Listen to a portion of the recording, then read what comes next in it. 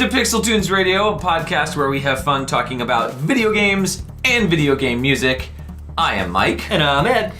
And I think Mortal Kombat's better. But Street Fighter is actually better. But Mortal Kombat is clearly the winner here. No, Street Fighter is definitely better than Mortal Kombat. Mortal Kombat is way better than Street Fighter. This is going to be a long podcast. Yes, it is. Oh, boy. Well, we're going to settle this eventually by the end. Try anyway. Yes.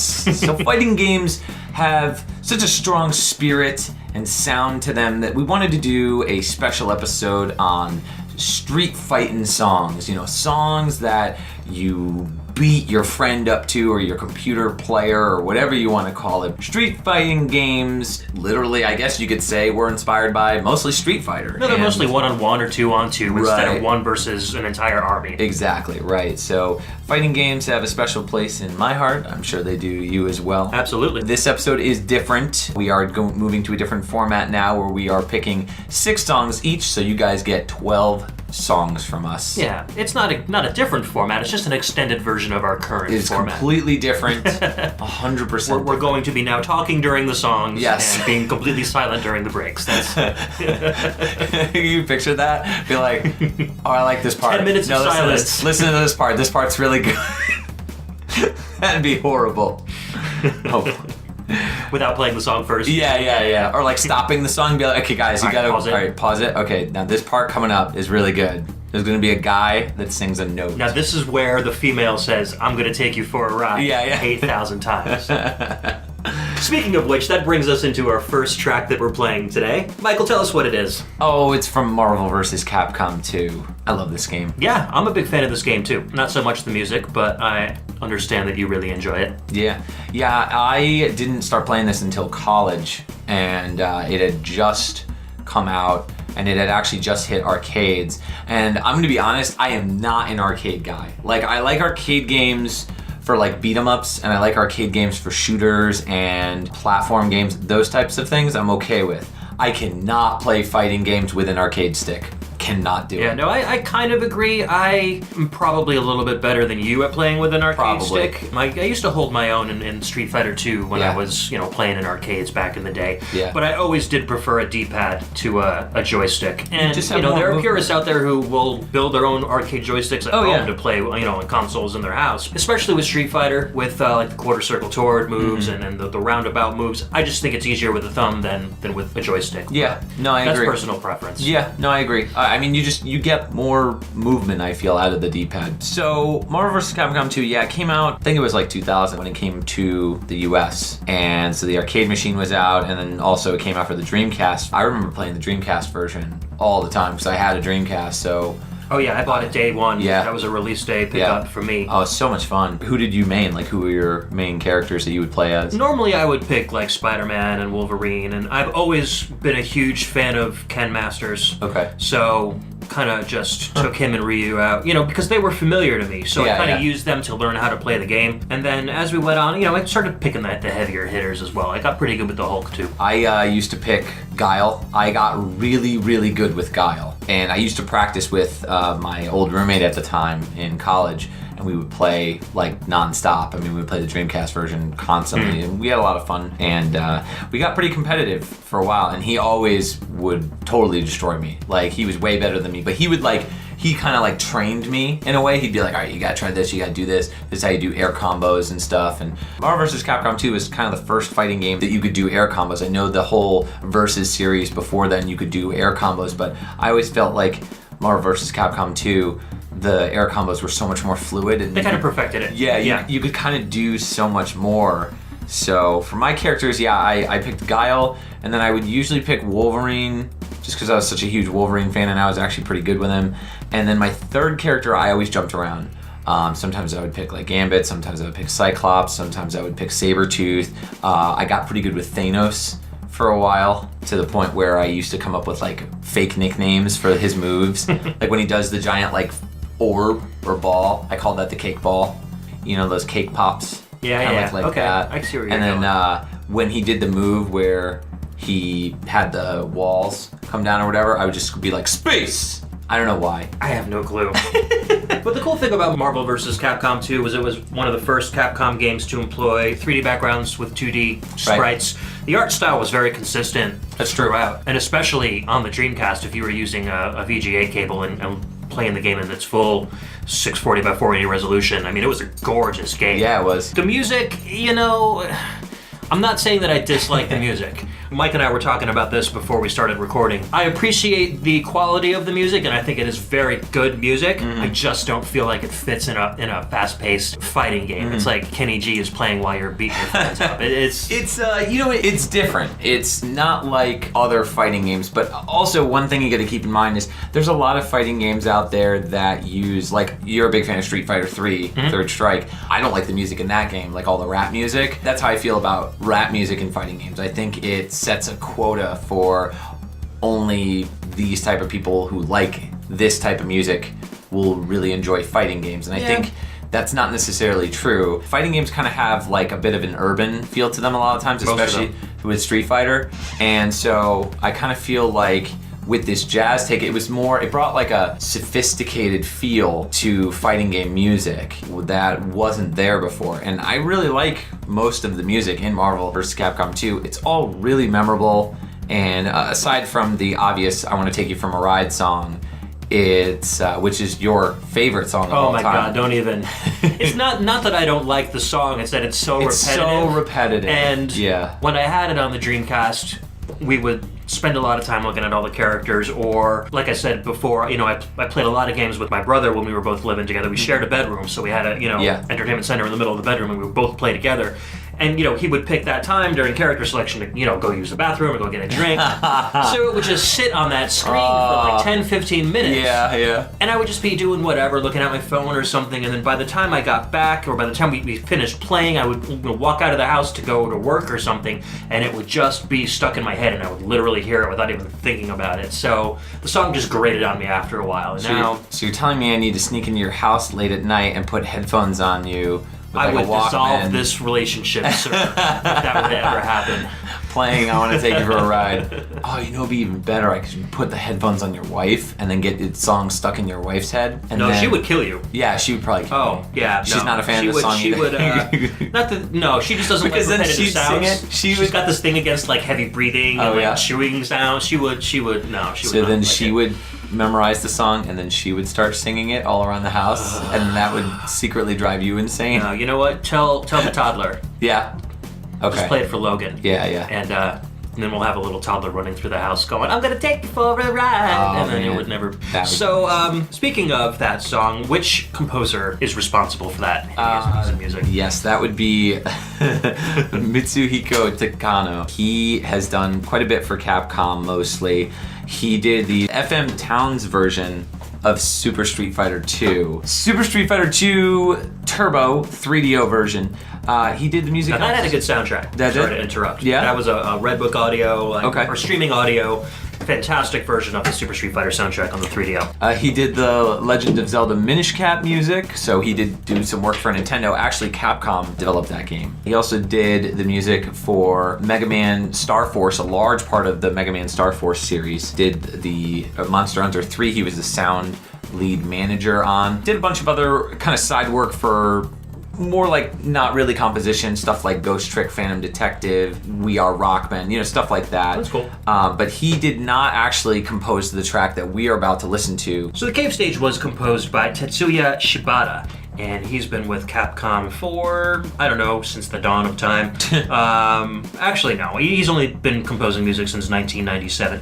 He started off with Darkstalkers 3 in 1997, and then did Vampire Savior 2, so he's kind of, been working on Capcom fighting games for quite a while. It's another great fighting game series. Yeah, absolutely. He's also done, do you remember Plasma Sword? Did you ever play that on the Yeah, that was a fighter as well. Yeah, Plasma Sword Nightmare of Bilstein, and people hate that game. Really? I really enjoyed it. Yeah, I remember liking it. So I still have that in my Dreamcast collection, and I play it every once in a while. But anyway, so he did Power Stone in '99, followed that up with Marvel vs. Capcom 2, and then after Marvel vs. Capcom 2, did some other good stuff like Power Stone 2. He went on to the Devil May Cry series with the second game in that series, and then some Resident Evil stuff. He did Resident Evil Outbreak and Outbreak File Number 2, and then from then on, he's just been doing all the Devil May Cries and some Street Fighter Alpha 3 Max. His latest game was the second Half-Minute Hero game in 2011, but a lot of different composers worked on that. Oh, right? yeah. That was And the then second game. That didn't come out, I don't think, in the States. It didn't. Yeah. It just came out on the Humble Bundle. They had a Humble Japanese bundle. Oh, okay. And I think it's an English translation. Ooh. There might be an Android version of it available, but I know at least you can get it on I PC. love that first game. Yeah. So much fun. Yeah, so that's worth checking out. Cool. And then, of course, he did an arrangement for Super Smash Bros. For 3DS and Wii. No. But who didn't? No. I think we should get into some of this jazzified, Yeah. crazy music. Smooth, ladies man, beat 'em up music. Yeah, it just doesn't jive Yeah, for me. no. But you might enjoy it. So let's hit it. This is Cave Stage from Marvel vs. Capcom 2 from Tetsuya Shibata.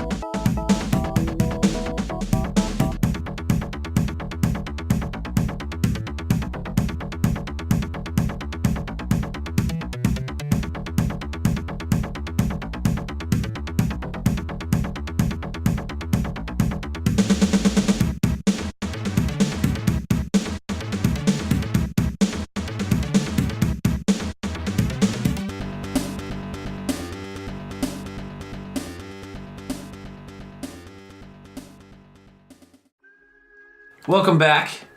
That song that we just listened to was from a little game called Power Moves. Yes, or Deadly Moves, or Power Athlete, depending on which country you live in and what system you're playing it on. Power Athlete. It was Power Athlete on the Mega Drive in Japan. Wow. It was Deadly Moves on the Genesis in the US. And then it was Power Moves on the SNES in the US. I think my favorite is Power Athlete. Power Athlete? Yeah. It's pretty good, man. I don't know. I think I would play a game called Power Athlete. But, it sounds more like a sports game rather than a fighting game. If you're in the US, I guess. Maybe Japanese people were willing to look past that. The game didn't sell very well regardless of what country and what system it was on anyway. True. I just really like this song because I think it's probably the closest you can get to a Streets of Rage soundtrack on the SNES. You really hear that in the beats and the kind of high-pitched, sweeping synths in the background. So. Yeah, this is just a fun dance track. Yeah, this is the track that plays during the Hawaii stage where you fight Warren. Is Warren from Hawaii? Is this like a Street Fighter type kind thing? of looks like an elderly Mario wearing a grass skirt. And he's incredibly buff. So Master Higgins with a mustache. Yeah. Okay. Yeah, you should look him up. He's pretty hilarious looking. Oh boy. He's actually quite hilarious looking. Yeah. This game is kind of an oddity, I guess, in the fighting world, and in that a lot of it was taken from the popularity of Street Fighter 2. It was kind of capitalizing on that fighting game mania that was prevalent at the time. This game was released in 1992, so it was like, pure height of fighting frenzy. Right at the height of it, yeah. The game plays like it was a beat 'em up. So you have the ability to move up and down and left and right. You have a separate jump button, and then you have like two action buttons, like a punch button or a kick button. But there's only two characters on the screen, so you're essentially using beat 'em up motions to fight against each other. And it's kind of fun. Versus mode is where it's at because you can pick any of the characters in the game. The one-player mode, you can only pick Joe, who's basically a Ryu ripoff. It's a story. Yeah, mode, it's one person versus many, and the story is only really told through the dialogue between the characters and between matches. And the only cool thing about it is every stage that you beat, you get to attribute a couple of power points to your fighter, so you kind of level up RPG style as you go through the game. So you can, by the end of the game, kind of make your character into either a slower powerhouse or a faster, quick hit and run kind of fighter, even though you're still using the same moves over and over again. So, it's an okay game. I just really like the soundtrack. It's one of those games that I rented when I was a kid. And like the soundtrack enough that I recorded it onto tape and I used to listen. It was funny because I had all these games that I had rented, but I kept the soundtracks for years and years after I had returned the games and never played it again. So I'm more familiar with the soundtracks to these games than I am the actual games itself. So, but yeah, that's Power Moves. I just really like the really hard-hitting percussion in this. Yeah. I'm a sucker for heavy percussion in game music, so that really stood out for me. Love me some drums as well. So this track was composed by Hideki Suzuki, and he has actually done quite a bit, mostly not music, actually. His music or sound composition credits are pretty limited. He did Genocide in '89. He did Lagoon in 1990. That was a RPG. Yeah. And we know Genocide, right? Because we played Genocide 2 on the X68000. That is right, yes. Deadly Moves. And then Ragnagard in 96. He's done a bunch of other stuff, though. He's worked for Nintendo and Game Arts doing Pokemon Conquest, Dynasty Warriors 6. Basically worked on like software manuals and stuff like that. He basically went out to start working for Koei and Omega after this. Yeah. Because Pokemon Conquest was kind of a combination of Pokemon and Nobunaga's Ambition. Oh, okay. That was the first joint game between Koei and Nintendo, which later ended up in the culmination of Hyrule Warriors. So it's kind of like the Hyrule Warriors version of Pokemon Nobunaga Ambition mashup. Which is funny because he also worked on Nobunaga's Ambition Iron Triangle in 2005, just again, software manual. So he's done a lot of different stuff. He's done programming, engineering, design, art and graphics even, videos and cinematics for various different types of games from all different developers like Capcom, and just kind of all over the place. So he is a bouncing bunny. Sure, we'll go with that. Yeah. But, you know, he also worked on Dynasty Warriors 6 and 7 as a game designer, so two of my favorite games of all time. So it's nice to see that the guy's music that I was listening to back in the 90s, he's still off doing things that I really enjoy today. So hats off to you, Hideki Suzuki. Yes. Yes. Hats off to you. What's our next game? Our next game is Bushido Blade 2 for the PlayStation 1. Now, I am very disappointed that you've never played this game before. I have not. This game is absolutely a blast to play. This is a great party game. Bushido Blade 1 and 2 are kind of similar to each other in gameplay. Wait, wasn't this made by Square? Yes. Squaresoft? Squaresoft. Back then? Back then. Bushido Blade 2 is a one-on-one fighting game in which you use weapons. It's a full 3D game you can run anywhere you want in. Some of the stages are actually pretty big, and they're not just flat. There are hills and mountains you can jump onto and kind of jump off and roll around. Kind of like Air Guys? Special moves. Similar to Air Guys, yes. Okay. Yeah, we can go with that. Except the levels are bigger and more multi-layered. That's the big problem I have with Air Guys. The levels are really small. Yeah. But you can play as Tifa. Right. So between that, does that make it good or bad for you? Does Tifa outweigh the small levels? Yeah, absolutely. Okay. Yeah, any game. I bought Dissidia 2, which was that whole series is really great. But I bought Dissidia 2 just because you could play as Tifa. Right on. Yeah. I can see that. I mean, you know, a favorite character. You want to follow her around. Yeah. Do the things she does. See the things she wears and does. So Bushido Blade 2 is kind of unique in that it's a one-hit kill game. What? You each have a blade, and you fight with blades. Okay. Except for a couple characters which fight with guns, but those are unlockables. They're kind of like secret characters. So they're unbalanced. Knife to a gunfight. Exactly. Yeah. Or bringing a gun to a knife fight. Yeah. So your characters have different stances that you can lock them into, and with each stance you get a different set of moves. If you whack a character in the arm, that arm will drop, and then all of a sudden you can only use one hand. So if you're a double-handed fighter, if using a longsword you need both hands for, and you whack one arm and the arm dies, then you've only got one hand to kind of like try to lift this giant sword with and so it's like whack the enemy. So if you're saying they get their arm attacked, they lose their arm, like there's blood spurting. No, it just out. drops. It kind of like falls to their side, like they can't use it anymore. Okay, gotcha. When you hit a guy, there isn't really blood. It's kind of like a big sparky, like yellow and red thing that it's like comes Power out. Rangers. Yeah, I guess it's kind of like like a little explosion-y Sparks. thing. It's kind of hard to explain. Particle effects. There's a parry system, and you block and then counter hit. It's more like real fighting than most other just standard beat 'em ups. But because you can hold down the L1 button and move, that you can run freely around the level. So a lot of times what it ends up with when you got two players is like chasing each other around the level, like slicing swords at each other incessantly. And then if you both hit at the same time, you kind of go into that cross swords kind of thing where you're fighting for power against each other. So it's two people like, slamming on the buttons as hard as they can to try to overpower each other.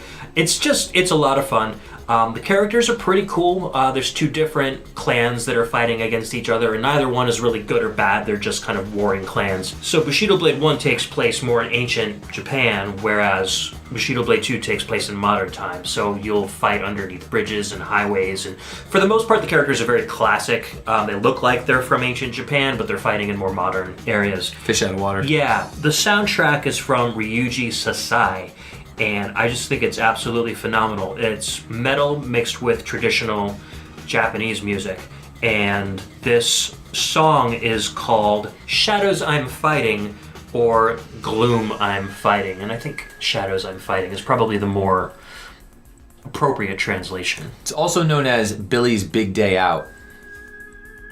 Sure. Yeah.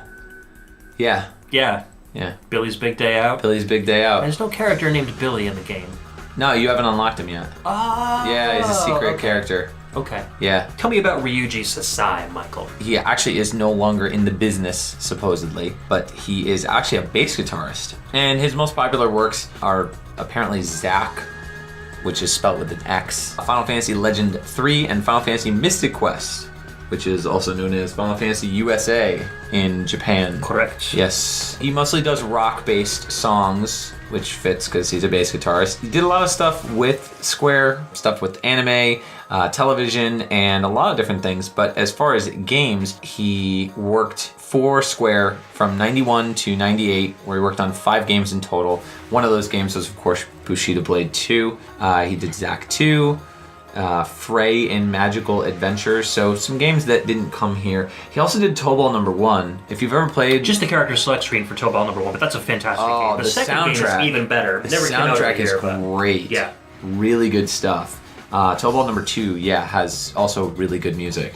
Really cool, like chilled, like jazzy type music at points. Yeah, it's really good stuff. Yeah, so he did not do the music for Bushido Blade 1. No.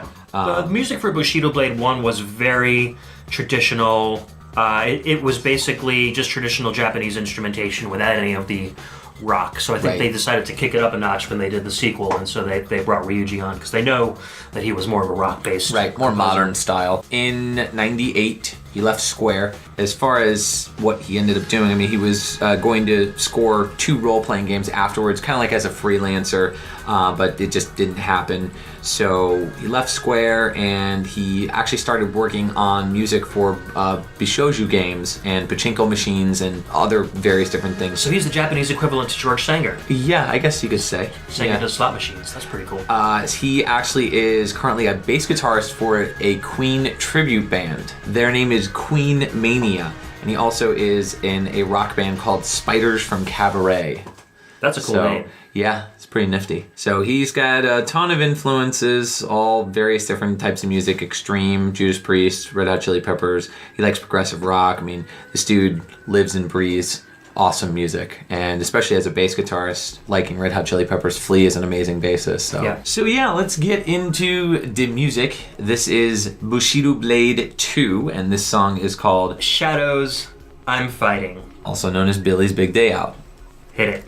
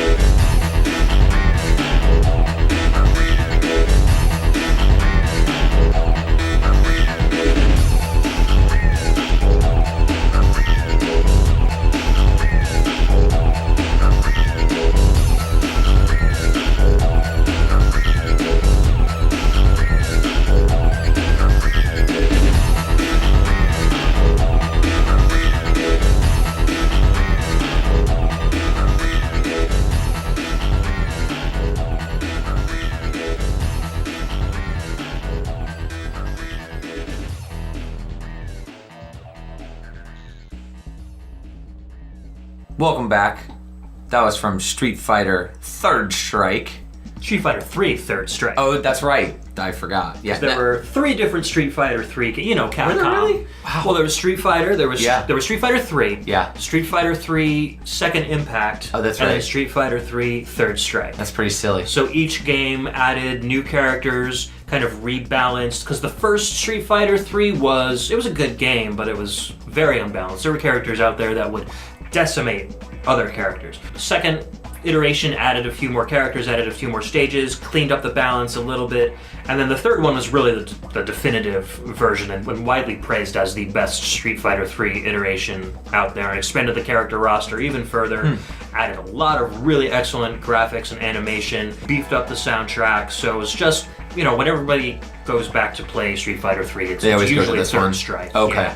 Yeah, Dreamcast had a ton of really, really great fighting games. Dreamcast was really where it was at for a while to get. And that's the version of Street Fighter 3 Third Strike that I was most familiar with. And it was pretty true to the arcade version. Dreamcast was actually the first Sega system I ever owned. I ever bought with my own money. That's pretty impressive. Yeah. My buddies and I, we would play Street Fighter 3 Third Strike till we threw up. Literally? Not literally, but until we felt like we wanted to throw up. But that's just as bad. I grew up with Street Fighter 2. I can just picture you sitting there and you're holding the controller. Just, guys, do you feel like, yeah, ooh. Hadouken! So this song is called The Beep. The Beep. The Beep. Why is it called The Beep? Well, because this is the song that plays in Remy's stage, and he fights outside of a nightclub, so that's why it sounds like straight up kind of techno song. It's got some big beat, some electro influences in there. This is what I think a Street Fighter one-on-one fighting game soundtrack should sound like. None of that saxophone and wispy female vocals going on. None of that stuff, whatever you want to call it. Yeah, this song is definitely very dancey. I mean, it makes sense because it's in a club. We'll get into this in a minute, but I was not a Street Fighter guy after Street Fighter 2. So Street Fighter 2 I always thought was really cool because it took musical themes from each place, and because it was a world warrior sort of you pick 12 characters or 10 characters or whatever from each part of the world, each song had its own vibe that came sound language that came from that place. And I think the later games kind of dropped that and just kind of was just like, let's just write some cool music. I gotta disagree. Really? Yeah. Even in Third Strike, there are stages that take place in Africa, in Hong Kong, in the US. Okay. And so this stage takes place in France, and it's got a very Euro techno vibe. There's a stage that takes place in the veldt in Africa, which has a very tribal feel to it. So Isn't that chick Elena? Yeah, Elena. Okay.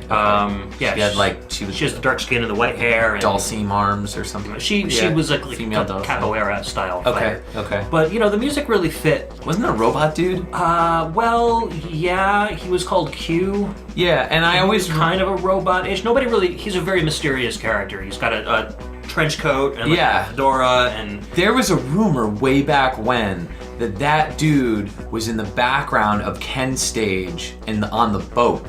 There was a character dressed similarly. Yeah. Right, and there was rumors that I think EGM kind of spread out that dude who was on the background of the boat in Ken's stage was this character from Street Fighter Third Strike, but then they said that that's not the case. No. I mean, they were wearing the same thing, but I mean, trench coat and a fedora, like anybody can wear that. It could be Inspector Gadget for all we know. Oh yeah. That would be cool. Oh, that would have been cool to see an Inspector Gadget. Hadouken.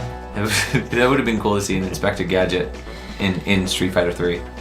He would be an excellent fighter. I mean, he'd play kind of like a cross between Dalsim and Bresson, I guess. Yeah. Little helicopter hat. But completely ridiculous. Yeah. So, Street Fighter, like I said, was my jam. My brother and I think I told this story on a previous podcast, but my brother and I sitting on the couch in the middle of summer, waiting for my mom's paycheck to arrive so that she could go cash it, and then we could go and pick up the game that we had pre-ordered, and then that whole summer was Street Fighter. And it just kept with me my entire life. So every iteration of Street Fighter that's out, I go pick up the game, I play it to death. But you had a very different experience with Mortal Kombat. Yes, I did. But let's talk about the composer first before we get into how much better Mortal Kombat is than Street Fighter. Now you're pushing it. Yeah, you know. So Hideki Okugawa is a video game composer best known for being composer for all 3 versions of Street Fighter 3, especially Third Strike. So Okugawa's been with Capcom since 1993, and he originally composed one of your favorite games, Alien vs. Predator. Yeah. Wait, what? Didn't you say you loved that game last time we talked about it? The beat 'em up. Side-scrolling beat 'em up. Yeah, that is a great game. Yeah, but he's worked on all sorts of Capcom stuff. He started off, like I said, with Aliens and Predator, Dungeons and Dragons Tower of Doom, which had an excellent soundtrack. That's true, it did. And then did the rearrangements for the Mega Man Power Battles arcade games. Do you remember those? Fun. Those were great. Those the soundtracks were phenomenal. Yeah, too. I really enjoyed those. Went on, did some Street Fighter stuff, and then went on to the more modern games like Onimusha 2, Onimusha 3, Dead Rising. He's still working on Street Fighter games to this day, so his latest game was Ultra Street Fighter 4. Too many Street Fighters. I don't know. I don't The whole, means. I just... Alright, so... Come on, man. Ultimate Mortal Kombat 3. Alright, so they did it once. And Shaolin Monks, and... No, Shaolin Monks was a Jax Goes to High School, and... Billy's Big Day I Out, would man. absolutely play Jax Goes to High School. Hey guys, what's going on? You like my cybernetic arms? Well, no, because he got those later on. But he's now modern Jax going to us. Wait, so it's an older Jax. Kind of like 21 Jump Street with Jax. Oh, okay. What? Wait, wasn't that just that Special Forces game? The one for PlayStation 1? Exactly. With Sonya? Terrible. They were horrible. I'm saying, Mortal Kombat has its own sordid history with spin-offs and stuff, too. It does. So, as much as I enjoyed Street Fighter 2, I was vacationing with my family. And we were going down to visit my grandfather who lived in Florida. And so we were going from Connecticut down to Florida. So we drove, it's a long drive and it's, a couple days or 2 days or whatever where you had to drive. And so we decided to make a pit stop at a tourist trap. When we were getting into like North Carolina, we were starting to see all these signs for this place called South of the Border. And I was like, what is South of the Border? So we end up getting there and it's just this like Mexican themed tourist trap. And they had a bunch of fireworks, because you could buy fireworks there. You couldn't buy fireworks in Connecticut, which was really cool because there was a place you could actually go and buy real, legit fireworks, which was awesome. And so, they had food and everything. And one of the things they had was a ginormous arcade. Every freaking arcade game you could ever want to play there. One of the games they had was the very first Mortal Kombat. And I saw it and I was like, what is this? And I saw the dragon logo or whatever. And I played it and totally fell in love with it. So I just thought that it was fun, it was brutal, and it didn't play like Street Fighter. Like, there's all these comparisons between, Street Fighter came first and Mortal Kombat ripped it off or whatever. But I really think there's just so much that's different about Mortal Kombat that it felt like it was inspired by Street Fighter as a fighting game, but it took it to the next level. And so with Mortal Kombat, there were fatalities where you could, rip your opponent's head off, or you could rip their heart out, or, you can bicycle kick them into infinity. All of the games for Mortal Kombat, the first one specifically felt more like a kung fu ripoff sort of thing, where it was just like this ancient Chinese, Japanese mythology that was very kung fu-ish. In terms of style, I would say it's more kung pao-ish at points. Yeah. But, just absolutely ridiculous, silly stuff. All the characters were really memorable and unique and different. You had the multicolored ninjas like Sub-Zero and Scorpion and Rain and Reptile and Noob Saibot, and there were just like a lot of really cool like in-joke type things that eventually became real things, like the character Ermac, which stood for Error Macro, and he ended up actually becoming a real character. And there's so much of that in Mortal Kombat that it feels like the community can reach out and like kind of dissect all this stuff, and then the developers will go back and be like, that's kind of funny, let's put it in the game. So it's really cool. Like, it's just a really goofy, silly fighter, doesn't take itself that seriously. And that's, I think, why I really love Mortal Kombat.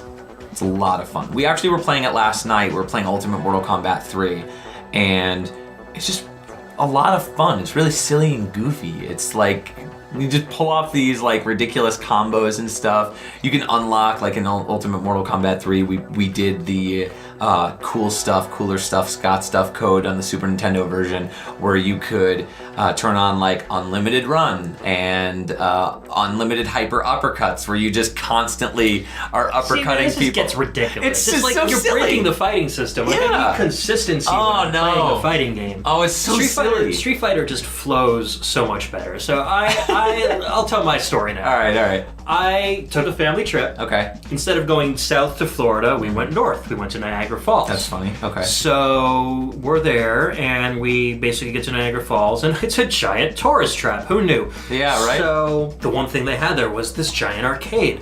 So I'm walking through the arcade, and there's this arcade cabinet there, and it's got this big dragon on the side, and there's all these people crowded around it, and I'm like, I've only seen crowds gather around an arcade cabinet like this for Street Fighter. So what the frig is this doing here? Taking away all the people that are playing my Street Fighter game. Right. And it's Mortal Kombat.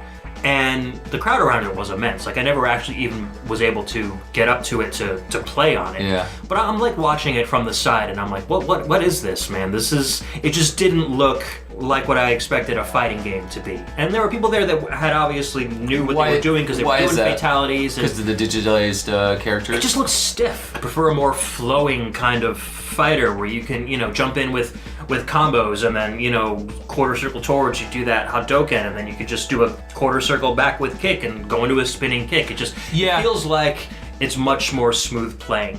And double tapping back, and then having to hold the block button, oh my god. I could not get around the fact that I could not pull back to block. Okay. It did not feel natural to me at all. In the arcades, I could see your point. I want to be able to pull back and then still ready an attack, and not have to like push a button and then like use another finger to push it, if I want to switch from block to attack quickly. Just the whole thing, I was so ingrained with the Street Fighter style of fighting that I could not get around the fact that Mortal Kombat controlled completely different. You bring up a really good point, and I think that with Street Fighter, I do agree with you that I think Street Fighter is a more fluid game, and it makes more sense on a strategy level. Mortal Kombat, to me, I agree. I think it is a stiffer game, especially the earlier versions.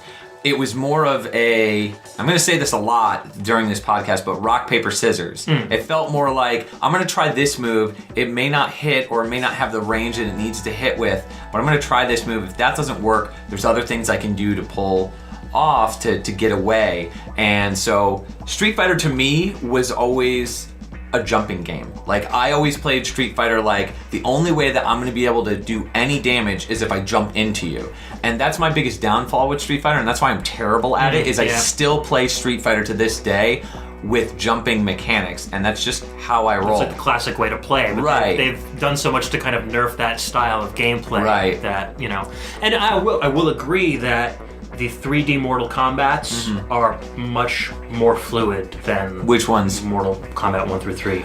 Like the last two, I really enjoyed. I mean, I like the fact that they build in a big storyline. It almost feels like continuations of the first movie. It kind of really has that feel to it, and I think they like that aesthetic in the first movie, so they kind of carried that into the game. Yeah. So I really enjoy that kind of reward system where I'm playing this fighting game, but also seeing a huge story. Yeah, MK9 was fantastic. That is one of the best fighting games I've ever played. There's and then a lot of fun. one with the big graveyard that you can unlock stuff in. Yeah. Which one was that? Well, they started doing that in like Deception, which was the PS2 games, and then they had another game, Deadly Alliance. Deadly Alliance. Yeah, that's what it was. I think that's where I kind of started coming back into the Mortal Kombat realm, but more based on not necessarily doing a multiplayer, hey, let's play Mortal Kombat tonight, but more like, this like story mode is really interesting. I want to play through the single player just so I could, see the story. The later games, like the PS2 era, that's actually when I stopped playing. Funny. Probably because it started getting more towards the stuff that I like, and less towards the stuff that you like. It was more, I think it was just too complicated. Like, the stances, the different stances that you had to do and stuff, it was just too complicated for me. Whereas when they brought it back for MK9 and they brought it back to the more traditional type of gameplay, it felt cleaner to me. It felt like more stiff. More what you were used to. Right. And so even though there's a lot of game-breaking stuff in the earlier games, I still think that these earlier games are super fun. Yeah. So we're going to talk about the music real quick. Which is funny. I was just going to say that I learned today that Matt Furniss actually worked on the Genesis version of Mortal Kombat. So I did not know that. We're going to play the Genesis version of the first Mortal Kombat game. This song is called The Pit. And so even though Dan Forden composed all the music for the Mortal Kombat series, that's pretty much his bread and butter as far as what he's done. He worked for Williams and Midway. He did some pinball games for them, but his main thing that he did was when he got brought over to Midway, he did Arch Rivals, he did the Mortal Kombat series, like he still does the Mortal Kombat series to this day with the upcoming Mortal Kombat X, now that he's with NetherRealm Studios. Is he the toasty guy? Yes, he is. Okay. Yeah, that's the guy who pops in during the gameplay and goes, Toasty! Love it. So good. So the goofy stuff like that, I love it. Yeah.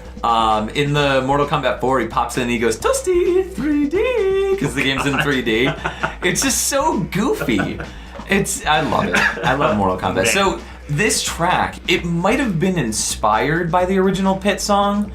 So that's why we're saying it's also by Dan Forden. Matt Furniss actually composed, or I believe he composed this track. I don't think this was an arrangement, because it sounds completely different. Agreed. The rest of the soundtrack is very like traditional. Yeah, like kung fu. Not a lot of beat in the original Mortal Kombat, and this is a definite Matt Furniss track. Oh yeah. You know, if you listen to other Matt Furniss songs we've played on this podcast, you can definitely see the similarities. There's a lot of dark synths in most Mortal Kombat games, very like just deep growling synths, or really like high-pitched kung fu type noises with gongs and stuff like that. That's a large part of the Mortal Kombat sound. Later on, they got into tracks that were more like kind of dancey-ish, you know, kind of threw in like sound effects. Yeah, but this song in particular, I love the drums in this particularly. It's got this just like really tight, like rolling drums. It's really cool sounding. It's just a good track. So we're gonna listen to this next. This song is called, again, The Pit from Mortal Kombat for the Sega Genesis.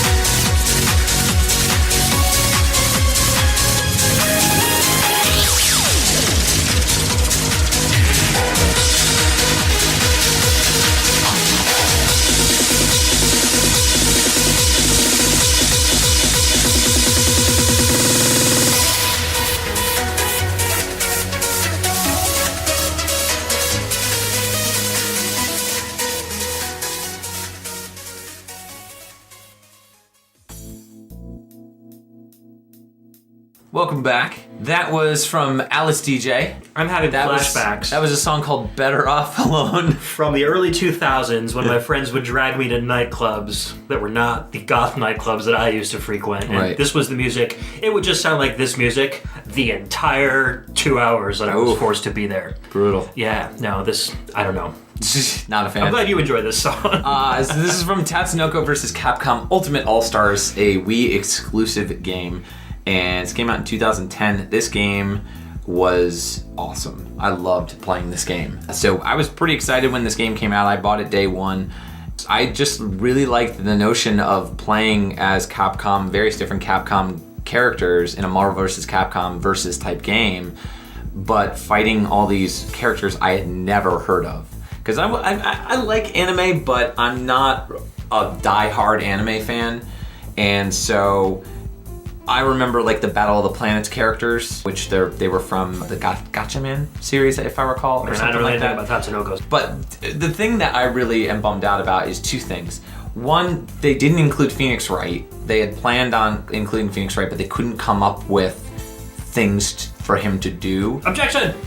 Right. That's pretty much, that was the only thing they can think of. Yeah. But the real crime here is Samurai Pizza Cats were not put in this game, and they are a Tatsunoko.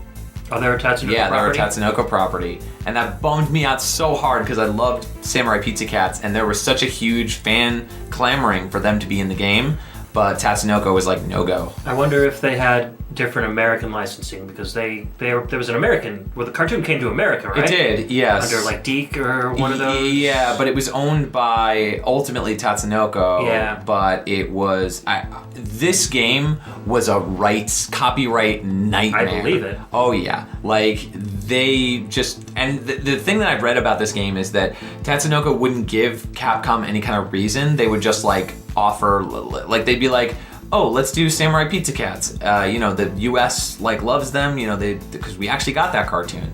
And they would be like, how about you pick Tekka Man instead? Like that's the sort of stuff that they would do. Yeah. So they wouldn't say no, or they wouldn't say like, They would just kind of redirect their request.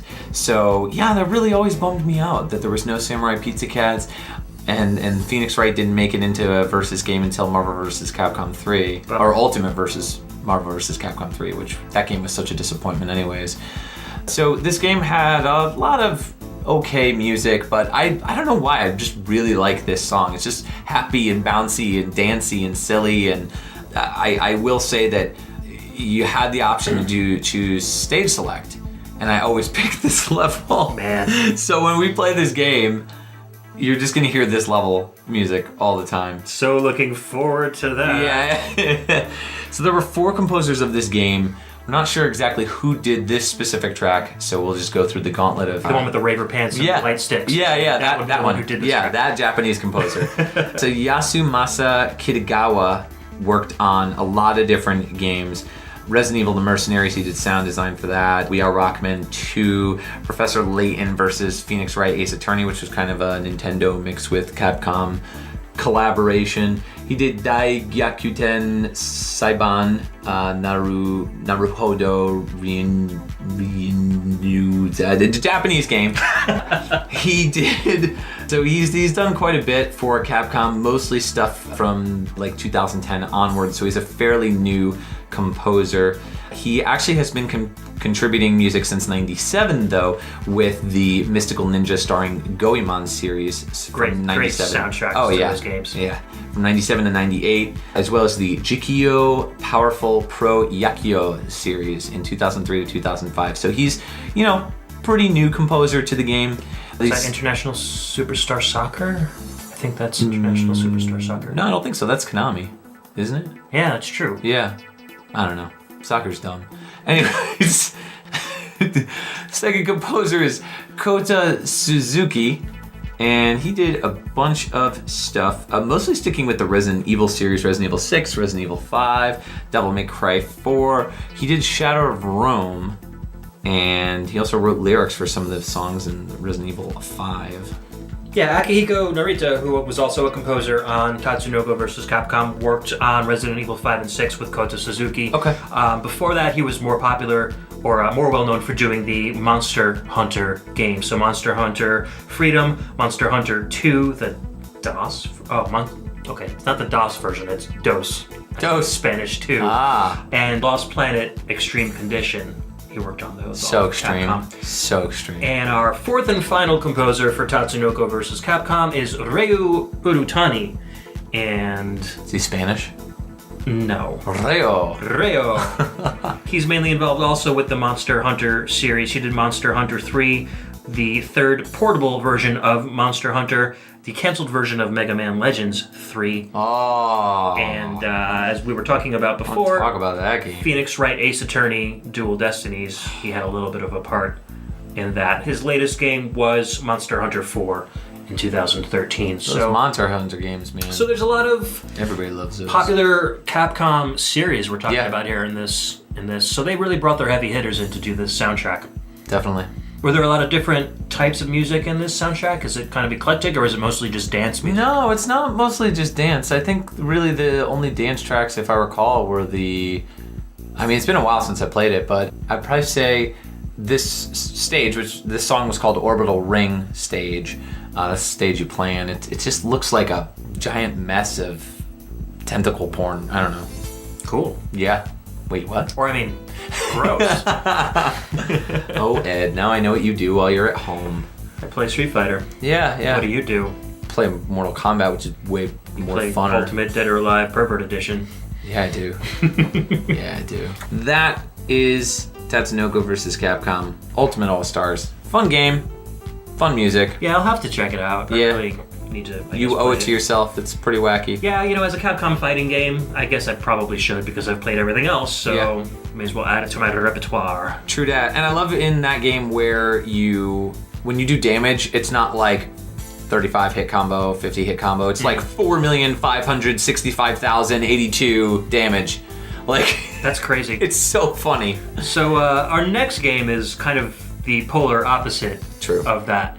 We're going to play a track from Eternal Champions Challenge from the Dark Side, which is the Sega CD version of Eternal Champions.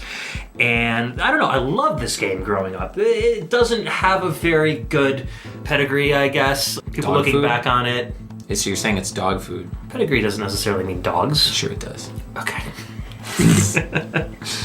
It's not remembered as fondly as, I guess, most other fighting games are.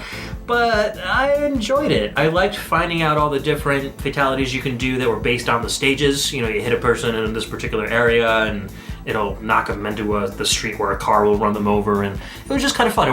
To me, it was a good cross between kind of the gritty Mortal Kombat style aesthetic with the Street Fighter 2 style gameplay. And not a lot of other people liked it, so I'm the kind of person where if not a lot of people like it, I like it. So, I just kind of enjoyed it. It had cool little full motion video intros and outros for all the characters. They really kind of took advantage of the Sega CD technology, which was brand new at the time. And the soundtrack was really, really good. It was all composed by Tristan Desprez, and every stage sounded really different from each other. There was your standard kind of dance. There was kind of a black noir style for Dick Gumshoe. We'll call him Dick Gumshoe. Dick Gumshoe. I don't know what his name was. Does he talk like this? Here. He would have if they had a voice. Dick Gumshoe here. This soundtrack, or this track that we're going to play, is from Blast's stage, and he was a secret character that you could unlock by doing stuff in the game. And turning the game off? Like turning the game off. That's and my back favorite on again. part. Did you turn it off and back on again? You don't like this game? I do not like this game. I don't know why. I felt like it was ripping off Mortal Kombat too much with the fatalities. I also thought the fatalities were stupid, because a lot of them are stage fatalities, kind of. And that's what I was talking about. That's what I liked about it. Yeah, like the one where you're in the old-timey kind of 30s or 50s or whatever street, and the gangster drives by and just mows you down with a gun, and that's the fate. And I was like, that's dumb. I don't know. I thought it was really goofy, and none of the characters were memorable. I don't know. I just thought it was trying too hard. I also wasn't a Sega Genesis owner or Sega CD owner until the 2000s. That's true. Yeah. So going back and playing those games as an older adult, post college or during college, I was kind of like, this is whatever. I don't know. But I remember having a lot of fun with a friend of mine playing this game, and we would do Rax battles where we would just both play as the character Rax, and we would both like do these just like ridiculous motions. Like all the characters had really like dumb, stiff, animated like attacks. Like, one would do like a swimming move with his arm or something, or like his leg, where his leg would just do like these weird little like baby kicks. I don't know. It's just dumb. I don't know, man. I'm remembering a very different version of the game than you were. Yeah. I don't know. I had fun. I thought the moves flowed into each other very well. There were some decent combos. Yeah. It just all kind of flowed for me. Yeah. I don't know. I mean, I was playing it when it was brand new. I still have my copy that I owned since I bought it brand new from like KB Toy or something. And back when, obviously the Sega CD was new, all of this cool, all these fatalities and everything, and full motion video that you couldn't fit into a normal cartridge. Like, it was all like, brand shiny, spanking, cutting edge stuff. So I was impressed by it. So, yeah, I only played the Genesis version, so... They say you have rose-tinted glasses when you look back on the nostalgic stuff. So Maybe. I think that's more what it is for me. Tristan Desprez, he's a French keyboardist, composer, producer, programmer, and musical artist. He's won tons of awards for his work both inside the video game industry and out. He's done music and sound effects for over 100 games for the Nintendo, the Sega Genesis, the PC, PSP. His two most, famous games, I guess you could say, are the ATV Off-Road series and the Twisted Metal series. But he's done like Mark of the Cree, SOCOM, Siphon Filter, all the 989 sports games from 1998 to present.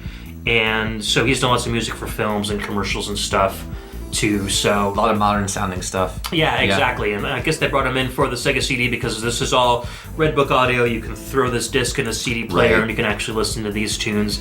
I really like this one because it is like he mimicked the sound of Pearl Jam's first album so accurately that you could literally just imagine the band. Her here. This is the story of a girl.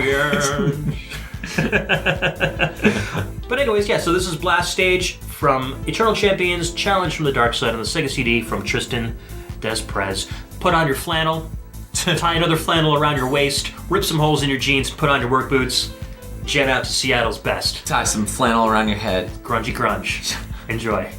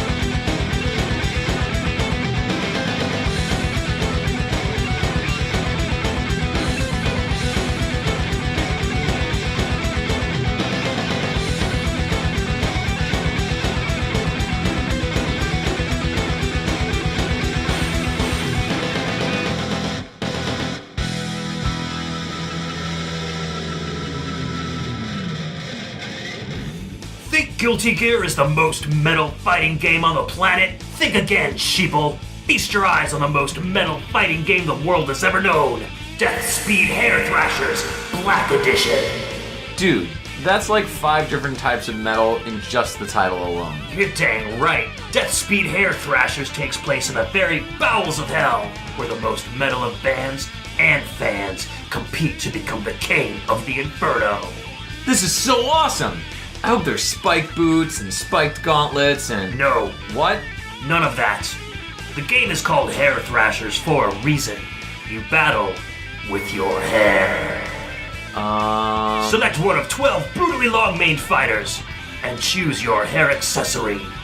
Like flowers and berets? No, you numbskull! Weapons!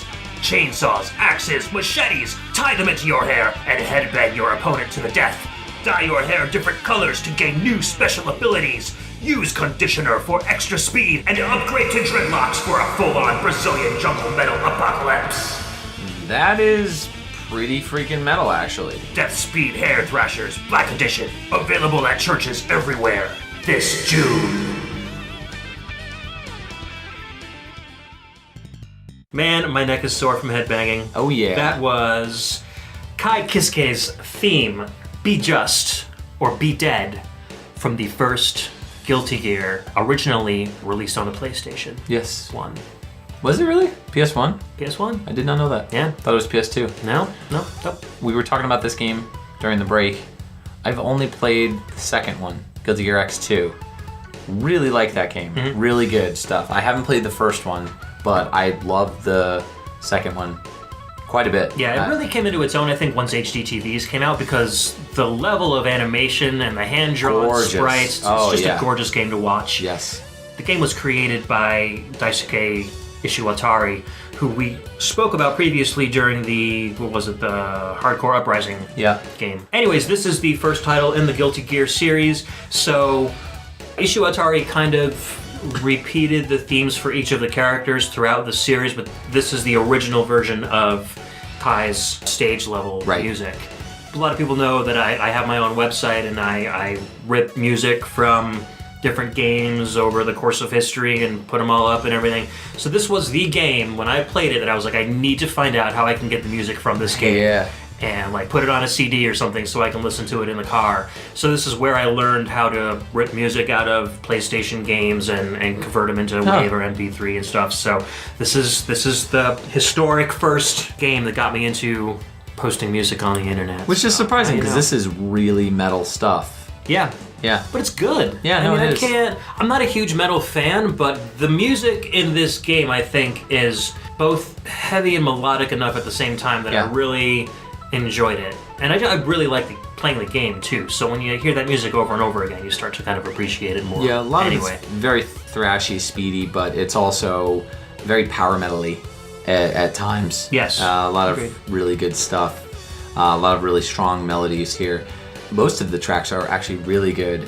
There's a character in the second game who, I think her name is Milia. She has a really good song. And then Dizzy, she has a really good track. So yeah, Guilty Gear X2 was my jam versus Guilty Gear, which was your jam.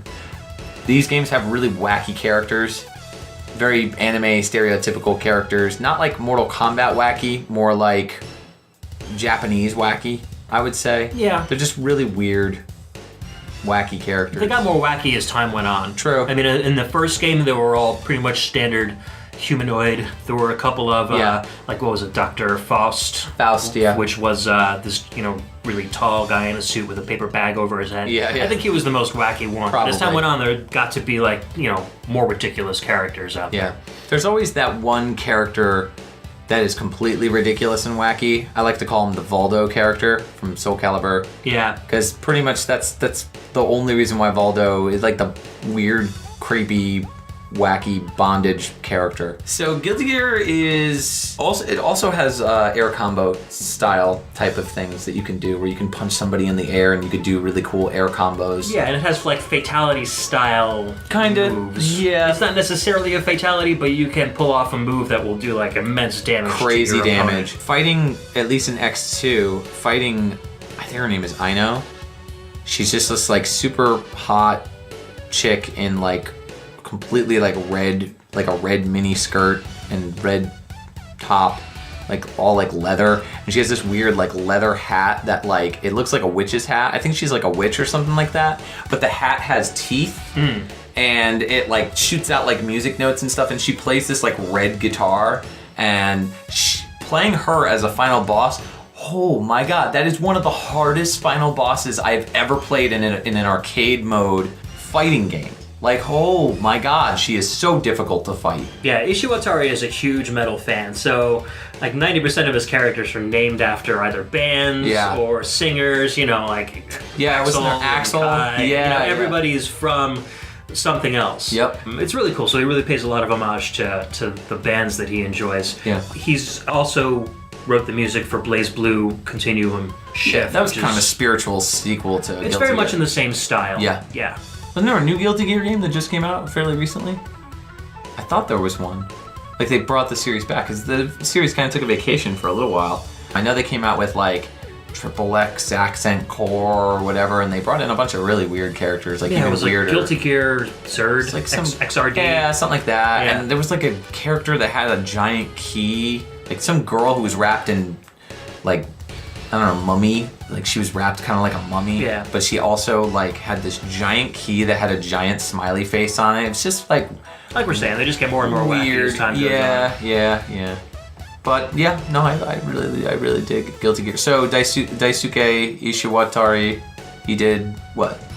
Contra, and that's it. Contra Hardcore, basically the Blaze Blue series, Guilty Gear series, Contra and Contra Hardcore. Okay. So, Good stuff. Next game is kind of unique. It started off as a joke, almost. So I already like where this is going. There are fighting game tournaments all over the world. Sure. Japan, US, Brazil, they get together. There are either Street Fighter tournaments or Tekken tournaments or whatever. So this was a game called Divekick, originally put together by a bunch of basically amateur programmers. And they created a game that only used two buttons, a dive button and a kick button. And they just kind of set it up off to the side for people to play. They didn't really think anything of it. Lines started forming to play this game. Very, very simple mechanic. You have one button that jumps up in the air and a second button that does a dive kick. You basically come down feet first at an angle to try to attack your opponent. And it just kind of caught on at these tournaments, and it wasn't released on any home consoles or anything. It was like a tournament only exclusive game that you could only play by going to these things. So the guys who made the game decided that they wanted to turn it into a full-fledged kind of console game, and so they're called One True Game Studios, and so they started a Kickstarter. They put together a whole bunch of different characters, and for higher Kickstarter backers, they could add their own characters and design characters for the game. So they got a lot of input from the community on it, and they met their goal. So they released Divekick on PC, PS3, PS4, and Xbox One. Okay. And so it's just a lot of fun. It's an excellent multiplayer game because you're just kind of frenetically jumping around the screen and trying to kick each other. It's a one-hit kill game. So if you get hit by your opponent, you're done. There's no blocks, there's no parries, there's no, oh, you hit me in the arm. Yeah, there's just a lot of rounds, basically, to kind of even that out. You have to win 5 rounds. Right. All the characters are completely different. A lot of them are kind of taken and tongue-in-cheek from other fighting game series. Like there's this chick called Kung Pao who's basically like straight out of Mortal Kombat. Her father's name is Theodore Khan. They all scream like different things when they die, and sometimes they'll like recite whole paragraphs like after you hit them. So it's just a lot of fun to play. The music was written by Harrison Pretat, and so he goes by the name Johnny Chimpo. He's an English major who went to Berklee College of Music before realizing that music degrees are useless. He specializes in that so? He specializes. You heard it here first. It's a PixelTunes Radio exclusive, people. Music degrees, worthless. Yeah, can't do anything with them. Nah. But even without a music degree, he's now making now making music for games. So figure that one out. Every track on this game's album is completely different. There's prog rock, there's like 80s new wave, this one kind of has an electro synth kind of a new wave style track to it. It's the song that plays on the laboratory stage. I really recommend you guys check this out. Even watching footage on YouTube, like Mike's never played it before, but we were watching it together, and even you were saying that it looked like it looks fun. Yeah, it looks like a good time. I would play it. It's a party game. Yeah. Get a bunch of friends together, drink a couple adult beverages, dive and kick your way into happiness. I would only drink Juicy Juice while playing this. Juicy Juice? Juicy Juice specifically, yeah. All right. So enjoy the laboratory stage from Divekick. Juicy Juice. From Harrison Pretot.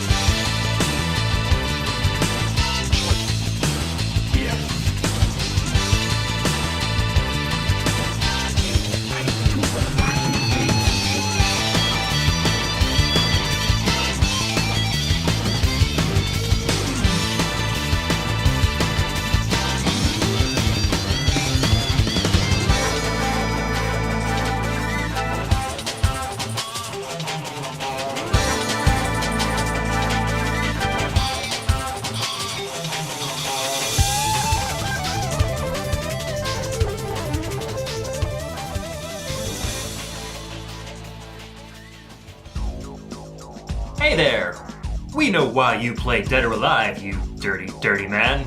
I really like the fighting mechanics, honestly.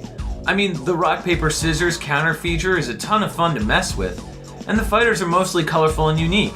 And sweater puppies.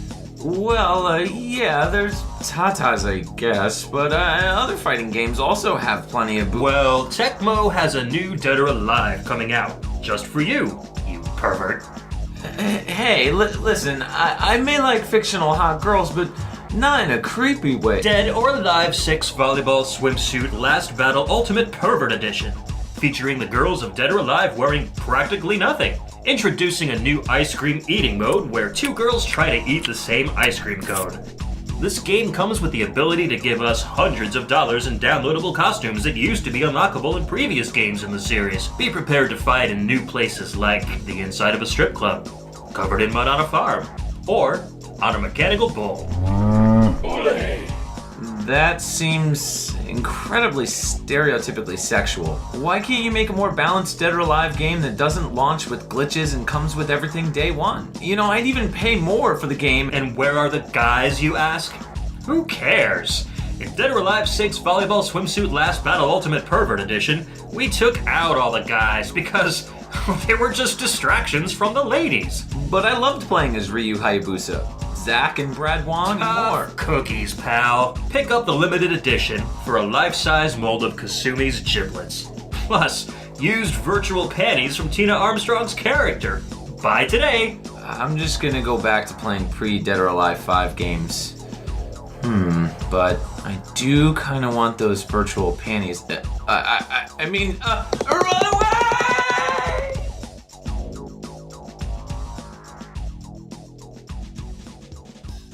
Welcome back. That was Dead or Alive 2. Dead or Alive 2 released when it wasn't supposed to be. I don't know if you know this. Explain. The creator, Tomonobu Hideki, he stated in an interview, this was actually fairly recently because he left Tecmo. Right. And so he's kind of airing some dirty laundry of Tecmo's. Yeah, their departure was not on the best. No, it was not. And so he was pretty much the creator of the Dead or Alive series, and you know, he approached Tecmo with this idea like, hey, I've got a really good idea for a fighting game, and they created the first Dead or Alive, and they added this whole bouncing breast mechanic. You know, that's the big thing, is that Dead or Alive has always been about the boobs and the girls, which is great and all, but behind that is a really cool fighting mechanic that takes a lot of inspiration from Virtua Fighter. And while I do like Virtua Fighter, I always felt like Virtua Fighter was I always felt like I was playing on the moon with a lot of the Virtua Fighter games. I know floaty jumps? You don't like floaty jumps? No, I'm not a big fan of the floaty jumps. The series has always struck a chord for me for the whole rock, paper, scissors mechanic of countering moves. So the second game, when it was being produced, I guess what had happened supposedly was some person who was working on the game brought Itagaki like the demo version or the unfinished version of the game, basically. Okay, so a beta. Right. And was like, okay, here's the game. And I guess that person had submitted it and not told Itagaki. Ouch. Yeah. And so the first Dead or Alive 2 for, I believe, Dreamcast is basically a beta. It doesn't have everything. So that's why they came out with the PS2 and the Dead or Alive Ultimate later on, which I believe is a Saturn port of the first game with higher resolution graphics. You know, it's got like a bump in graphics. Yeah. I was not that big of a fan of the first game, in all honesty. I mean, I always thought it was... I played it originally on the PlayStation 1. Yeah, me I too. just thought it was... Kind of a generic 3D fighter. Yeah, Didn't offer anything really spectacular. But the second one... It started that parry system, though, which was a little bit, unique. And very innovative.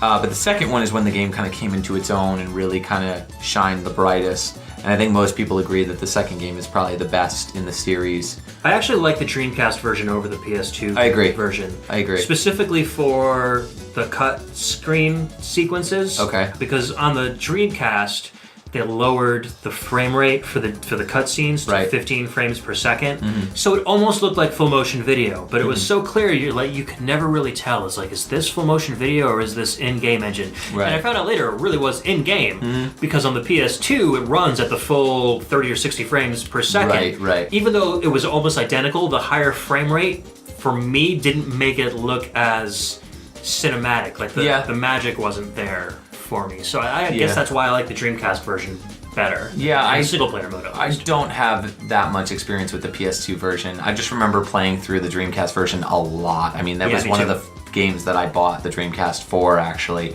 And so I never picked up the PS2 version until years later, and then I just quickly got rid of it just because I was like, this was $5 and it wasn't worth it. Like, it's just a crappier version of the Dreamcast game. But I picked up Dead or Alive Dimensions, which covers the story of all the Dead or Alive games, and it's actually really good. It's quite a great story, too. Yeah, I mean, it really ties everything together. That game was really good. So I have a very love-hate relationship with Dead or Alive 5. I think the game was excellent. I had a lot of fun with it. The problem is the game launched broken day one, and I believe the other versions of the game that they came out with, Ultimate and Last Round, also launched broken. Last Round actually came out about 2 weeks ago, and it launched broken. Like, they were like, we'll fix it in post, basically.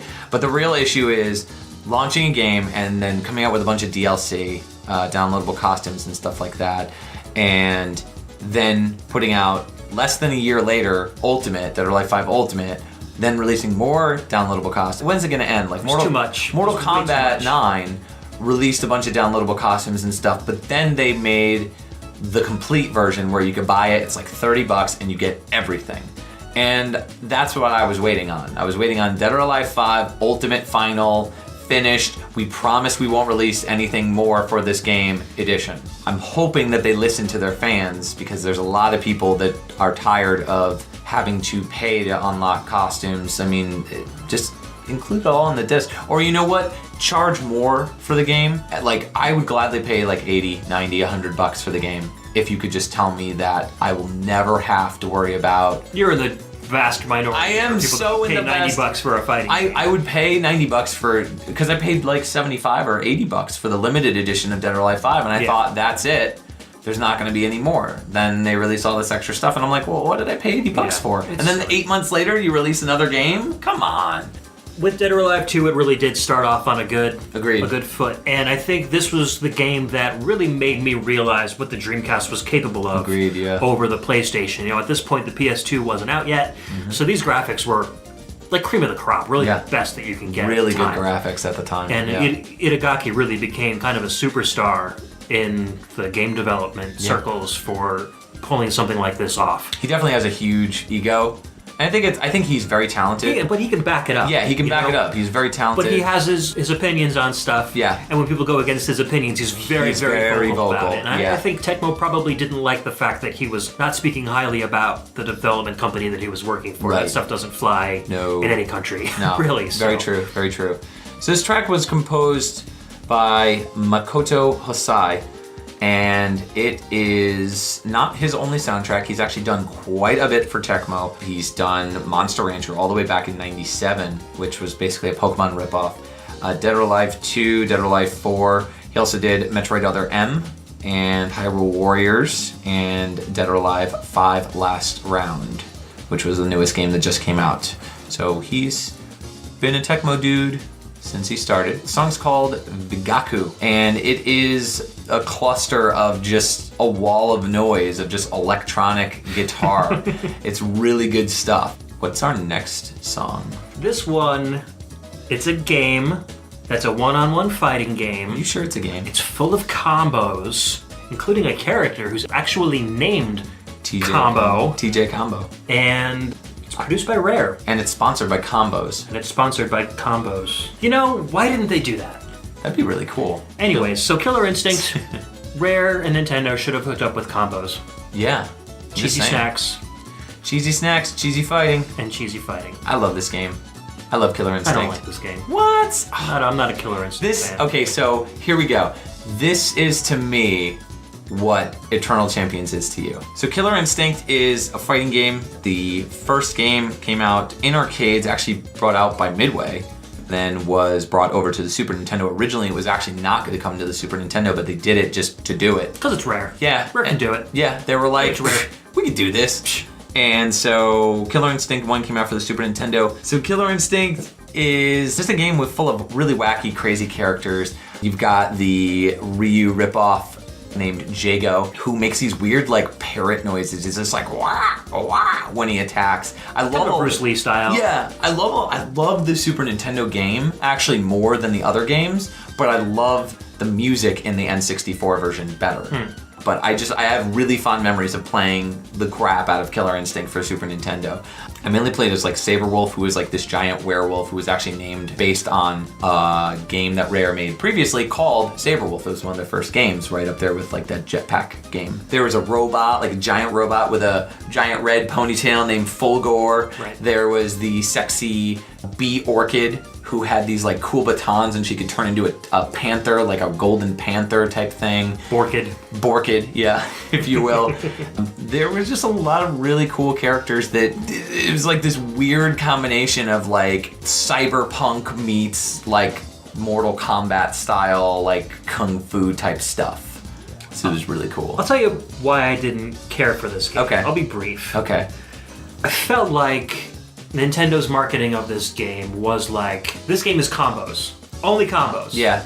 You need to learn these combos in order to play the game. And so it was like, you need to study these combinations of moves. Oh, the move list is brutal. Or you're not going to be good. And so I felt like I was going to school, like Killer Instinct 101, you know, trying to memorize all these button presses. And so when I'm playing, I spent more time trying to figure out these combos than actually having fun playing the game. I did own the SNES game, and I did play it quite a bit, but it's like, here I am with like, you know, Nintendo Power at my side, and I've got all these combos, and I'm trying to figure them out, and I'm playing at the same time, and I'm like, it didn't feel fun to me. Did you just jump in and play by yourself, or did you play with other people? By this time, I was mostly playing by myself. Okay. You know, just going through the one-player mode. It's interesting, because everybody's different when they play games. For me, when I got this game, I was actually more excited about the combos because I wanted to see how big of a combo I could pull off. And with the Ultra combo thing that they did, I just thought it was so funny to pull off these ridiculous, insane combos. There was just like a smorgasbord of the combos that you already knew, but you could link them together. So there was this challenge of how can I get an additional number of combos in? Yeah. So like for example, Saberwolf, I would do this rolling like almost like a Guile style where you would hold back and then move forward and down, you know, like all these crazy moves.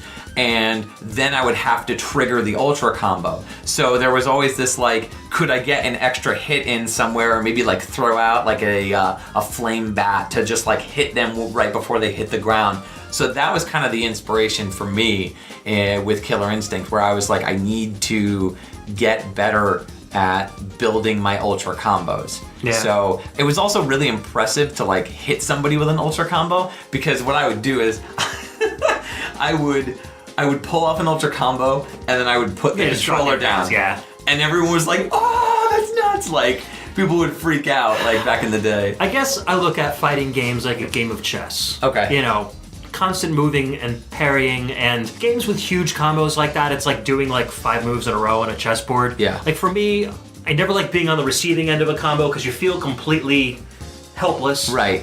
And then doing the combo also, I guess it just didn't have that They're reward combo for me breakers. So that was always the one thing where if somebody was pulling off the same move over and over again, you could just do the combo breaker. I never got that advanced. Oh, really? Game. No, I just always kind of like the more strategic, pick your hit, block, parry, right. You know, more interaction between both players than trying to figure out which buttons do massive amounts of damage. Which is interesting, because I know you like Marvel vs. Capcom, and you like the Versus series. And to me, that series was always like, I never said I was good at those games. Right. Well, so I enjoyed playing them, but I never went after the combos and the jumping crazy stuff like that. And so that's the thing. I wasn't really a competitive player when it came to those. That's the thing with Marvel is when I play Marvel vs. Capcom or any of those Versus games, if I play online or if I play somebody who's infinitely better than me, I feel defeated. Because there's people who pick certain characters in Marvel like Sentinel, or they pick like Storm, or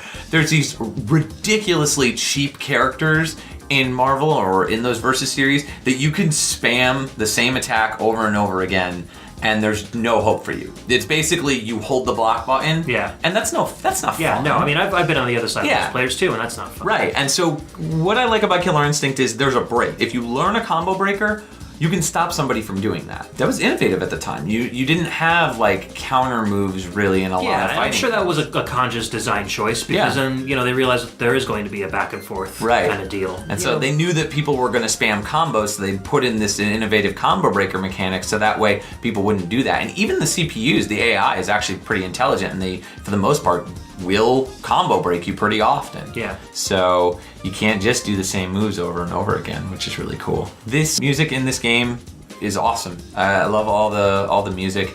In the Super Nintendo version specifically, a lot of the songs are just kind of all over the place. You've got the more like industrial type of songs like Fulgore's Level, and then you've got the more dancey type, I guess you could say, with the female vocals like in Bjork's Level. Trancey kind of Right, yeah, more like house type music. So then you've got like Spinal's Level, which is creaky and old sounding rolling drums that sound like snapping bone. It's really cool stuff. This track is the Killer Instinct theme that we played. This is the main theme in all the games. It's even been reintroduced in the newer Killer Instinct game. The track was composed by two people, Robin Beanland and Graham Norgate. Robin Beanland has done a ton for Rare. He did, of course, Killer Instinct, all the music in the Killer Instinct games, Killer Instinct 1, 2, and Gold, except for, of course, the newer one. He did Conker's Bad Fur Day, Jet Force Gemini, GoldenEye 007. He did the elevator music for Saberwolf, which is the GBA game that I was talking about before. It was kind of like a remake of the original Saberwolf. It's Mr. Pants, which he did with David Wise and Ellen Fisher. Banjo Pilot, Conquer Live and Reloaded, which was a re-release of Conker's Bad Fur Day. Cameo, Elements of Power, Viva Pinata. I mean, he's done most of the work on all these games. Banjo-Kazooie, he worked on Nuts and Bolts with Grant Kirkhope and Dave Klinick. He worked on the Kinect Sports games and Fable Heroes and just a bunch of this stuff that Microsoft was like, here, you need to do this, Rare. Graham Norgate also worked on this game. This was his first video game soundtrack. He did the arcade, SNES, and Game Boy versions of Killer Instinct. Oh, the Game Boy version, so bad. After that, he went over to Donkey Kong Land. He worked on the unreleased version of Killer Instinct 2 for the SNES.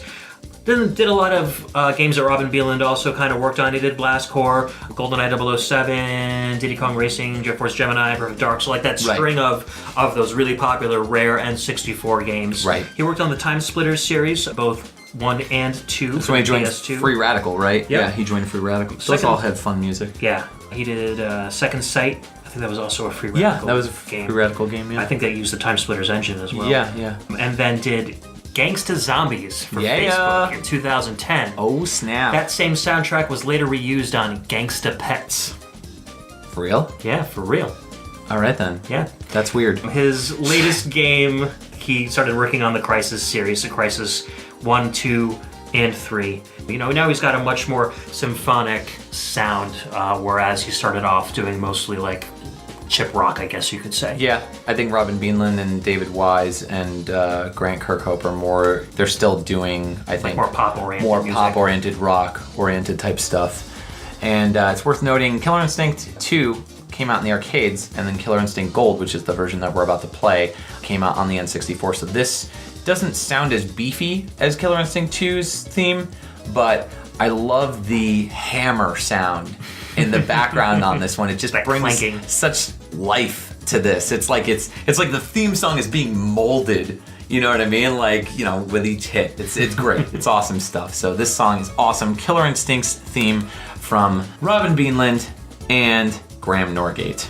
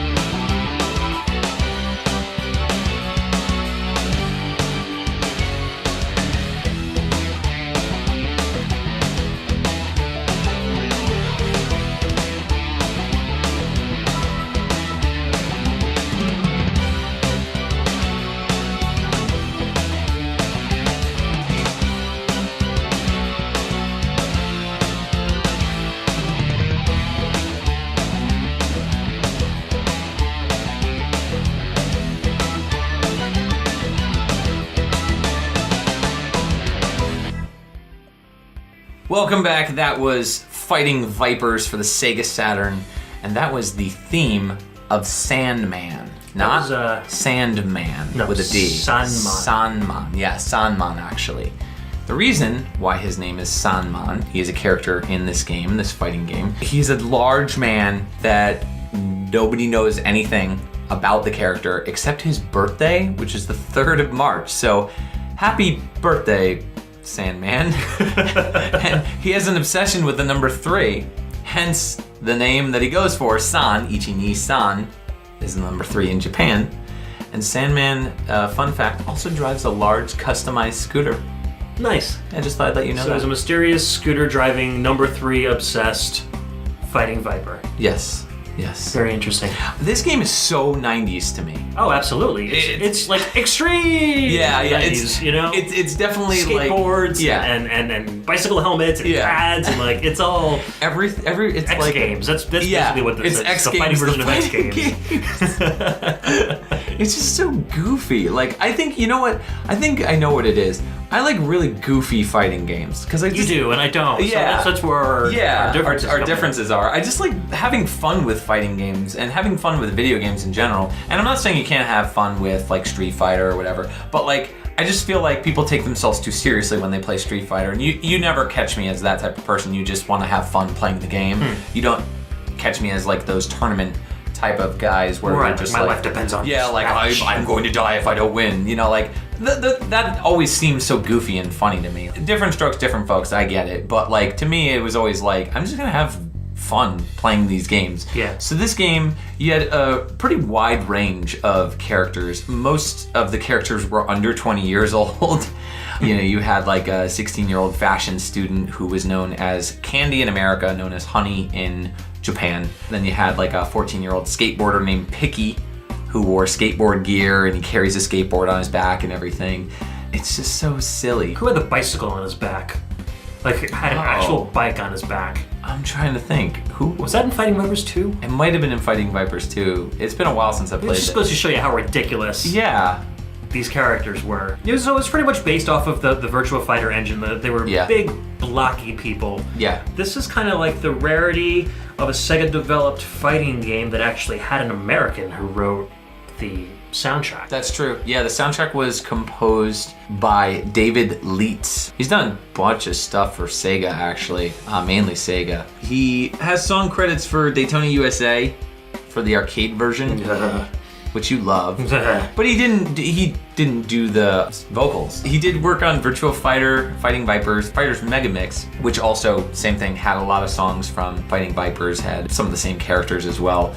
He also worked on the arcade version of Fighting Vipers. But he worked on Fighters Mega Mix as well. Right. But that contains some music from Fighting Vipers as well as other games. He's also done voice acting too. He was a voice actor in Victory Gold 96. Done a lot of sound design stuff for like Sega Ages, where he worked on Fighting Vipers, basically porting it over to Sega Ages. So really cool stuff.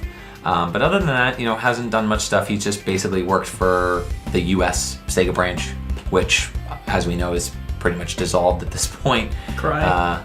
Sad face. But Fighting Vipers will always be known for its very 90s action. One really cool thing about this game is your armor that you wear. Your bike pads. Your bike pads.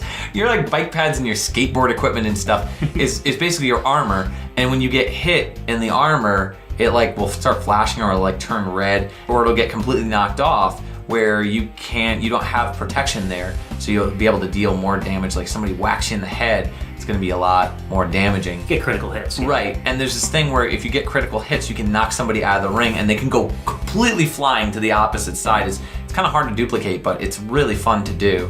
So most of the levels have like a boxed in ring.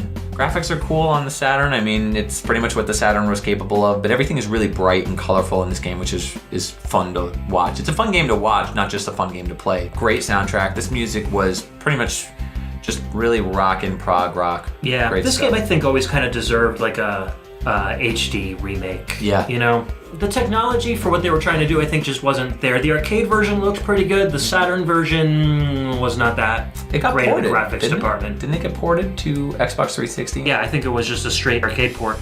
The Japanese version, I don't know if you know this, features Pepsi Man. who is the Pepsi mascot in Japan. He also had his own game that never came out in the US as well, which is actually a really cool game. It's like an endless runner. Yeah, it's really fun. Sonic and Tails are also playable in the game, supposedly, but only through hacking, which is weird. Neat. Yeah, I wonder if like they also Sonic wear... the Fighters characters or something? Yeah, possibly. That's the only thing I can think of.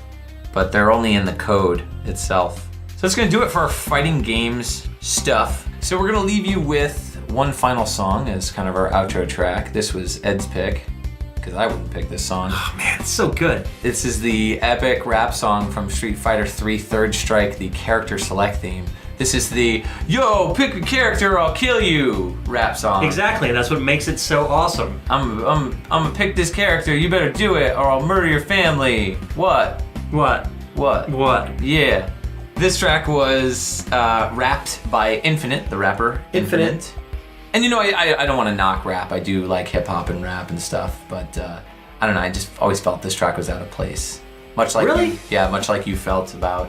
See, this is like we were talking about with Marvel vs. Capcom 2. Yeah. I think there is a place for vocals in a character select screen, and I think this one pulls it off appropriately, whereas the "I'm gonna take you for a ride" does not, because this is a long loop. Yeah. You know, you can kind of, if you're gonna be trying to figure out which character you want to select or whatever, especially in the arcades. I mean, but they only give you like 20 seconds to pick your character, right? Which is enough for at least half of a loop. It's enough for pick your character, and then kill you. With Street Fighter 3 Third Strike, you also select your super moves. Right. So you've got a couple extra menus to go through before you actually get to your destination. And I don't know. I mean, they're going for the demographics. So the Street Fighter 3 demographic was mostly like kids in the city. Yeah. You know, you're looking at like 15 to 25-year-olds, right. Inner city kids, which is where this was really popular in the US. That's true. And so this kind of fit in with the kind of demographic that they were going for. Yeah. And I think they really pulled it off well. Infinite is a Canadian rapper. You can check him out on Twitter at Infinite_LDC, and he still talks about his stuff that he did with Street Fighter and stuff as well. So yeah, he's got a couple cool albums that you can check out. I think you'll enjoy it. Mike doesn't. Let us know in the comments. Do you enjoy it? And check us out on Facebook.com/groups/PixelTunes Radio. It's where we post all our fun stuff and all the extras that we talk about during our podcasts. That's right. Come sign up. All you gotta do is go on Facebook, search us up. We'll let you into the group as long as you're not some sort of a spammy robot who wants to sell us sunglasses. Or if you are a spammy robot who wants to sell us sunglasses, at least make sure you have an attractive picture to look at. Yeah. While you're doing so. Yeah. Yeah, you can also check us out on youtube.com/dongled, which is my YouTube channel, and you'll be able to watch/listen to the podcast there, so don't forget about that. You can check us out on Twitter, twitter.com/PixelTunes Radio. It's also just the @PixelTunes Radio handle. Alright, so this is Mike, Mortal Kombat, signing off. And this is Ed, Street Fighter's better than Mortal Kombat. Oh, come on, I didn't even take a dig at you. Well, you took a dig at my rap song, so now I'm going to take a dig at your Mortal Kombat. Pick your character. All right. 2 weeks, boys and girls. We'll see you in the future. Have a wonderful day. Bye. Bye.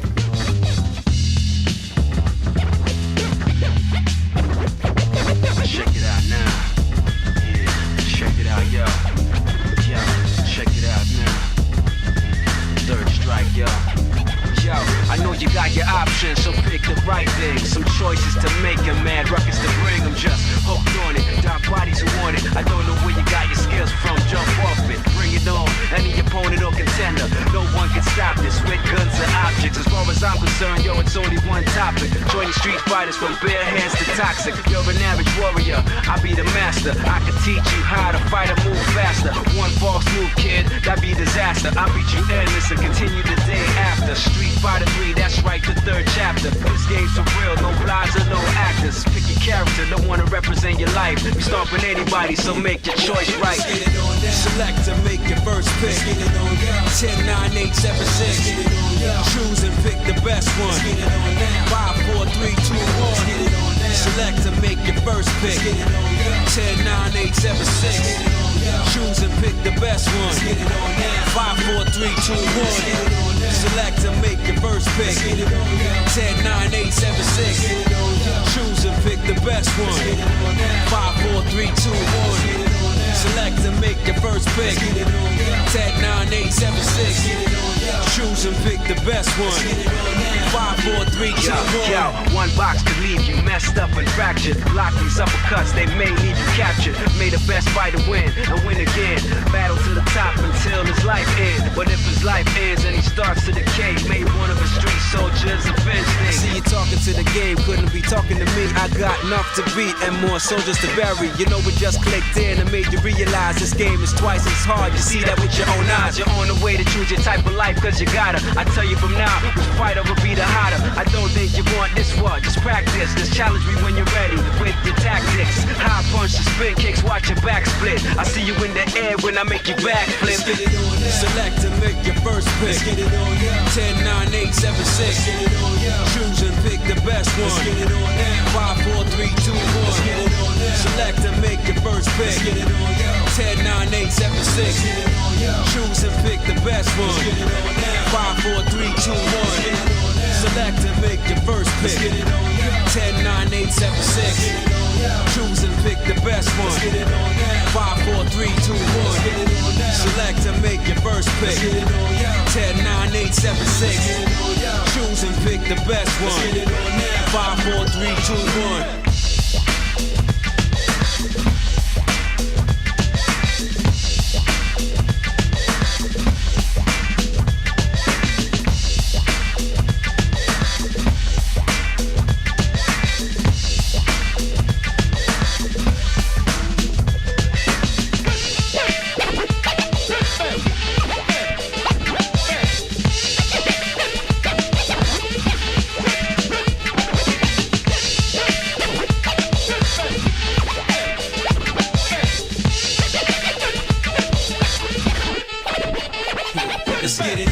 Select and make your first pick. 10, 9, 8, 7, 6. Choose and pick the best one. 5, 4, 3, 2, 1.